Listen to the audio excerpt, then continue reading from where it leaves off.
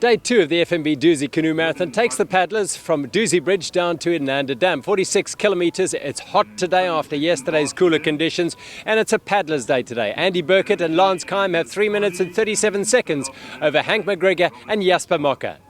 The paddlers within an hour of the leaders left the start on elapsed time, and Burkett and Keim set off with the goal of completing a trouble-free day, but keenly aware of the dangers that lurk on a river that was running at medium to low level once again. In contrast to day 1, the sky was clear and the forecast was for temperatures in the high 30s down in the Valley of 1,000 Hills. McGregor and Mocker's task was twofold. Firstly, to try and make inroads into the 3.5-minute lead of Burkett and Keim, and secondly, to defend second place as Benelo Kwela and Banetsi Nkwesa were just 39 seconds behind them. And the second place pair, who had won the World Marathon title in 2014, made their intentions clear early on, gaining 30 seconds on the leaders in the first 3 kilometres. Having run the day's first portage at Saddles, they joined the Mgeni River at the confluence 10 kilometres into the day. With no water release from the Albert Falls Dam, the river was on the bony side.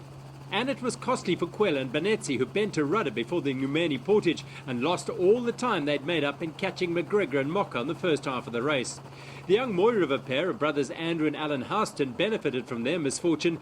Having passed 4th place Rubenstein and Mbanjwa, they were now in 3rd and chasing hard, keen to make up time after a slightly disappointing first day. The gap between 1st and 2nd ballooned as Burkett and Keim put their running skills to good use up and down the murderous compulsory portage at Ngumeni Hill, which cuts out the dangerous Mamba Gorge Rapid. The triple test of Gumtree, Hippo and Tombi Rapids were dealt with efficiently by the leading pair, who reached the headwaters of the Inanda Dam with a lead approaching 6 minutes. The 11-kilometre pull on the vast open water gave them the chance to further increase their advantage, and by the finish at the Mzinzi Resort, they'd pushed their lead to over second-place McGregor and Mocker to over 8 minutes. However, the Houstons completed a stunning day, coming home in 3rd place, but with the second fastest time of the day. Yeah, we're happy with 8.5 minutes. At the end of the day, I think it's our race to lose. We can't make any mistakes tomorrow. It's still not over, but we just have to keep a consistent race tomorrow, hope for some water, and look forward to the last day.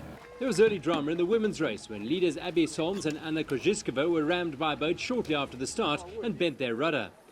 They lost a couple of minutes from their 14-minute overnight lead, but were soon back in control of the race.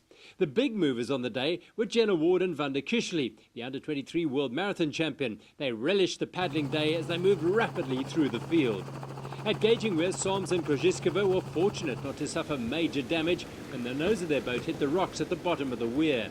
Their dominance of the race was evident on the dam as they increased their overall lead with a steady pull all the way to the finish and a second stage win.